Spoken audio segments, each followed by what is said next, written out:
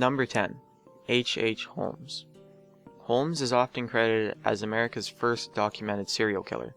His body count is heard to be around 27, but that's just what he confessed to. His victim count is rumored to be around 200. A number that high is just ridiculous. I don't even get that in Call of Duty. He did this by building a hotel in a popular part of Chicago in the 1890s. He also designed it to be a labyrinth of rooms without windows, making it very, very hard to escape. Except for Holmes, who was the only one who knew the building layout because he constantly hired and fired builders while having it built, so not one person knew the layout in its entirety. Some of the most odd features of the hotel were doors that could only be opened from the outside, a safe that could fit a person inside, and a chute that he could dump bodies into from the upper floors right into the basement, where 2 very large furnaces and a massive supply of flesh-eating acid was kept. Number 9. The Winchester House. This has to be one of the weirdest buildings in the US. It's home to the widow of gun magnate William Winchester, named Sarah Winchester. She believed that the ghosts of people killed with her husband's guns would come to haunt her, so in turn she built a mansion in North California to protect herself. It also took 36 years to build, but not for the reasons you think. She thought that keeping it in flux would keep her at bay with the spirits. Most of the construction made no sense though. There were things like windows that were looking inside the house instead of outside, and stairs and doors that led nowhere. It started being a tourist attraction in 1923, 5 months after she died of heart failure at the age of 83. Number 8. Elisa Lam. The still unexplained story of Elisa Lam has gone viral lately because of its very mysterious nature of her death. Elisa Lam was a 21-year-old student that was reported missing while staying at the Los Angeles Cecil Hotel. Her body was discovered in the water tanks of the hotel after guests had complained that the water tasted funny. Not something I'd find funny in any circumstance. Anyways, the last recorded moments of her life will be put on the screen for you to see. Just watch it.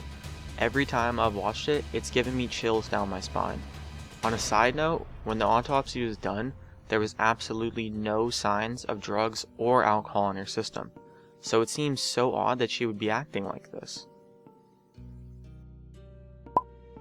Number 7. The Silent Twins. 2 twins named Jennifer and June Gibbons were British twins. Their bond was ostracizing and dangerous as it brought them together, away from the world and right into trouble.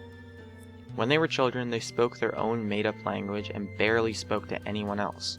Sometimes their love for each other even fell apart from time to time, which caused them to try and murder each other. When they got older, they went on a spree of arson and theft that resulted them being labeled as psychopaths. They later were brought to Broadmoor Hospital for the criminally insane at the tender age of 14. Later on in their life, they reached out to a journalist named Marjorie Wallace. They showed her a very remarkable sense of self-awareness, admitting they could never be individuals as long as the other lived. Later on, Jennifer told Marjorie Wallace that she was going to die, and she did just that when they were sent to a lower security facility. It is said that she died of a heart condition. Number 6. Death in the Dyatlov Pass. A passage in Russia's Ural Mountains where the conditions are so harsh that its nearby peak is called Dead Mountain because of the lack of wildlife there. In 1959, 9 skiers went to this peak, but they never returned. The discovery of the search party was a tent ripped in 2 pieces with all the belongings left behind, even with the deathly cold temperatures.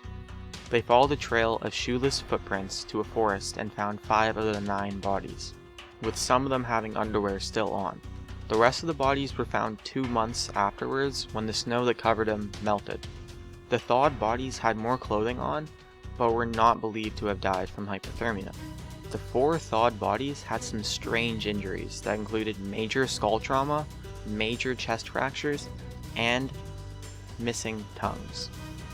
The equivalent impact of damage done to their bodies was the same as a high-speed car crash. This has spawned many theories about their horrifying deaths.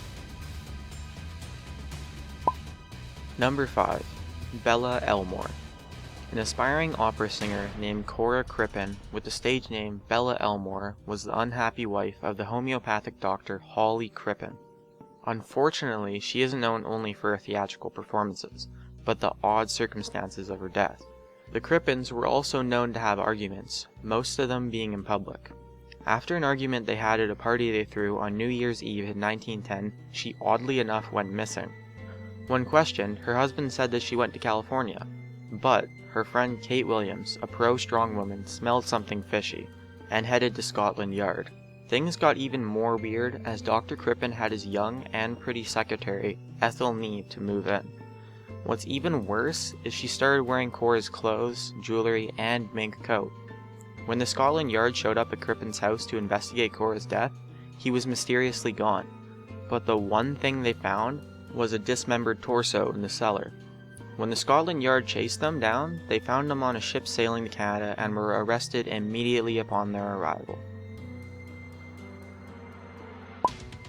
Number 4. The Doodler.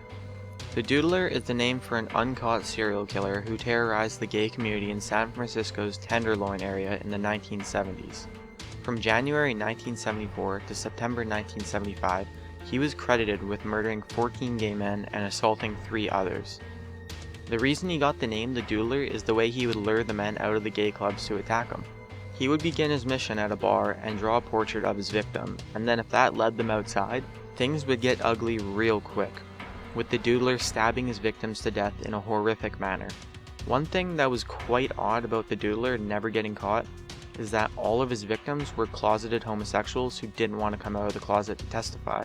According to the rumors, one was a popular entertainer and another was a diplomat, but neither of them would testify if it meant putting themselves in the public eye as a homosexual individual in a society where there is severe homophobia and gay hate, where their families could be harmed because of their sexual orientation. Unfortunately, the Doodler's identity is still unknown. Number 3. Doggy suicides at Overtoun Bridge. There's a bridge called the Overtoun Bridge in Dumbarton, Scotland. It has been described as picturesque, overlooking a rolling valley and rich with vibrant forests, but it has a very odd legacy of canine suicide. In the past 50 years, 50 dogs have leapt to their death, oddly enough without warning, over the side of the bridge, with most of the dogs falling to their death from more than 50 feet. And even more odd, all of the leaps have been from the same part of the bridge, the right side between its 2 final parapets. I know this sounds even crazier, but all of the dogs have been breeds with long noses like Labradors or Retrievers. Many people say the bridge is haunted, even a man who threw his infant son off the bridge to his death in 1994. Apparently, his reasoning for this is because he thought his son was the Antichrist. One cool fact about the name of the bridge is in Celtic, Overtoun means the thin place. Apparently, this is where the world and the next one are very close. Number 2. Who put Bella in the wych elm? A persistent mystery about a murder that happened in Hagley, England on April 19th in 1943. It served as a boogeyman tale for decades for the citizens of Hagley, England. 4 boys trespassed into the privately owned Hagley Woods for a hunting session. When climbing a tree, they found a human skeleton stuffed into the trunk. Even though they didn't want to get caught for poaching, they called the police and the body was excavated, causing people to ask more questions than getting answers. It was the body of a young woman the public took to calling Belladonna or Bella. They found her whole body except for a hand buried nearby. This story couldn't be more creepy. Number 1. The most haunted house in America. This could be the inspiration for American Horror Story Murder House, as the things going on in the Congelier mansion will send chills down your spine. The mansion was once located on 1129 Ryde Avenue in Pittsburgh, Pennsylvania. The mansion had its beginnings of bad history with Charles Wright Congelier, his wife Lydia, and their servant named Essie. The Congelier marriage was discontinued in winter 1871 when Lydia caught Essie and Charles red-handed. She then proceeded to fatally stab Charles and decapitate Essie. The creepy part is this is only the beginning. In 1900, another person who lived in the home afterwards, named Dr. Adolf C. Brunrichter, caused an explosion in the house that broke windows and caused police to come. They found his grotesque experiments that involved reanimating the heads of dead young women. Even more creepy, there were stories of weeping ghosts coming about, which drew Thomas Edison himself, who came to the house to investigate. He oddly tried using one of Brunrichter's experiments to contact the dead. Thankfully, the house was completely destroyed in 1927 when the Equitable Gas Company destroyed some of Pittsburgh.